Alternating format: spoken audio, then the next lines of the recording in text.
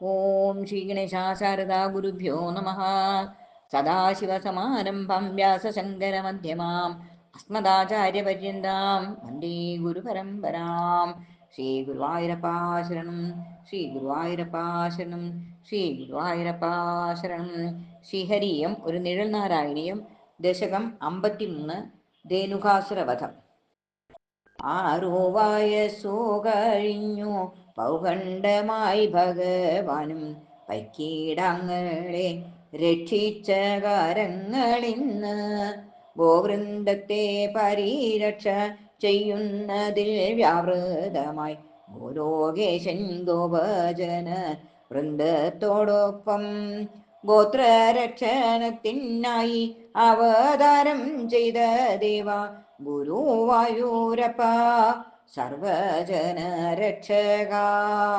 ഗോക്കളുടെ രക്ഷയ്ക്കായി നടത്തുന്ന ഈ പ്രവൃത്തി അത്യത്ഭുതം, അനൂപമം, അതിസുന്ദരം.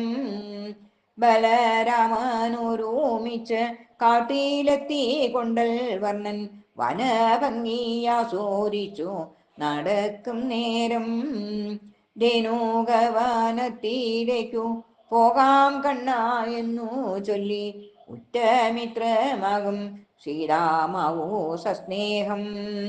ധേനുകവനത്തിലെത്തി ബലരാമനും കൃഷ്ണനും കരമ്പനാകുലിക്കിനാൻ ബലഭദ്രനും.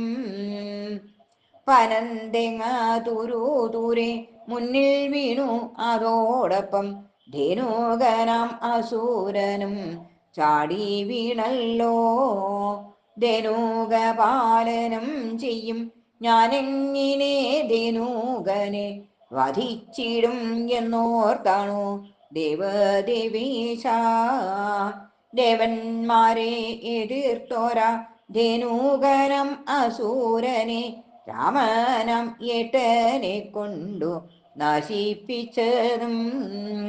കുറുക്കന്മാരുടെ രൂപം പൂണ്ട ധേനുകഭൃത്യരെ കുറുമ്പനം അവിടുന്നു കളിക്കും പോലെ ഞവൽപ്പഴം എറിയുന്ന ലാഘവഭാവത്തോടെയാ കരിമ്പനകളിലേക്കു എറിഞ്ഞു കൊന്നു.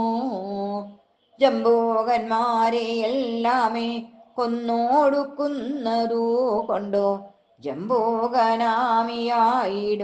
വരുണൻ തൻ്റെ.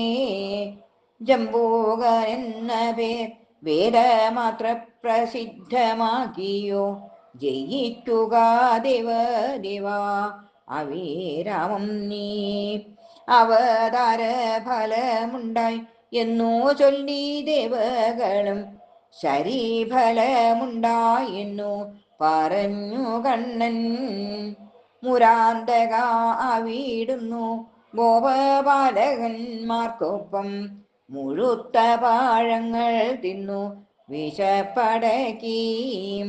തേൻചാറൊഴുകുന്ന പോലെ മധുരിക്കും ആ പഴങ്ങൾ തിന്നു തിന്നു ഗോപന്മാരോ മതോന്മത്തരായി. വീട്ടിലേക്കും ഒരുപാടു പഴങ്ങളുമായി മടങ്ങും അവർക്കൊപ്പം ഭഗവാനും മെല്ലെ നടന്നു. ധേനുകനെ കൊന്നുവെന്നു ഘോഷിച്ചു ഗോപജനവും അമ്പാടിയിൽ ആനന്ദത്തിൻ തിരയടിച്ചു. ദീർഘായുസ്സിനായി ജനം പലവട്ടം പ്രാർത്ഥിച്ചല്ലോ മരണമില്ലാത്ത ദേവാ രോഗം മാറ്റേണേ. സർവം ശ്രീകൃഷ്ണാർപ്പണമസ്തു.